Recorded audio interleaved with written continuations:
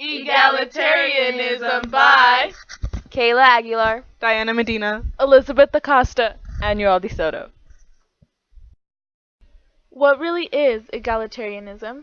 Egalitarianism is a belief that all people should be treated equally, whether it be in a political, social, or economic aspect. An egalitarian favors equality of some sort. People should get the same respect or be treated the same.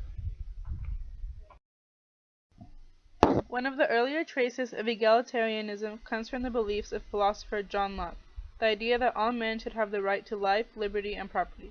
The Lockean view is that every person has equal basic moral rights or natural rights. The traditional view on the Lockean rights is as follows. Each person has the right to do whatever he chooses with whatever he owns, so long as he does not violate the rights of others.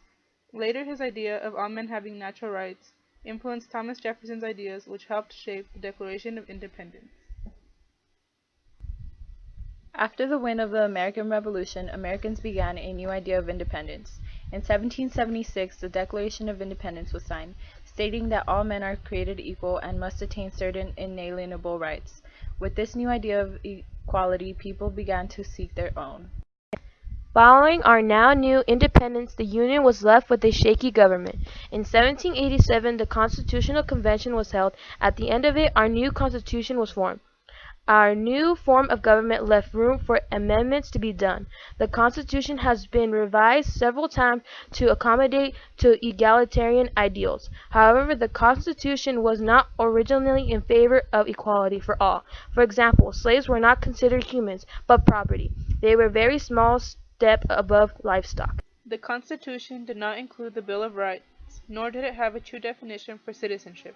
With disregard of the Bill of Rights, the people were unprotected and the government would exercise its full authority. James Madison recognized the importance of limiting the power of the government and enforcing the rights of people. However, slaves were not still considered and would not be for years to come. In the U.S. election of 1824, Andrew Jackson received the highest number of votes, beginning the era of Jacksonian democracy. The primary characteristic of the Jacksonian democratic period was the expansion of suffrage, or voting rights. Prior to Andrew Jackson, only men with property were allowed to vote. Under President Jackson, suffrage was gradually expanded to include all white men, not just those with property. This goal reflected the new ethos of Jackson's Democratic Party, which emphasized the people as opposed to the elite. Jacksonian democracy characterized more democratic positions on voting, economics, and patronage. Although a great advancement, Jacksonian democracy had its limits. Universal suffrage only applied to white men, reflecting a racist undercurrent in politics, as did westward expansion at the expense of Native American populations, many of whom Jackson forcibly relocated. Jackson also supported slavery, an issue which forced Democratic Party co-founder Martin Van Buren to split off and create the anti-slavery Free Soil Party, which eventually became the Republican Party and helped elect Abraham Lincoln in 1860. During Abraham Lincoln's term, the Southern states' fear of abolishing slavery reached a new peak, although Lincoln's goal was never to interfere where it existed, but to stop the expansion. With the new fear in the southern states, they attempted to secede from the Union. The underlying feeling of the abolishment of slavery was enough to trigger bloodshed. While trying to reunify the Union, Abraham Lincoln realized that it would not be as easy as he had assumed. The only answer would be war. Although not the most impacting reason, slavery would make a big difference in the end.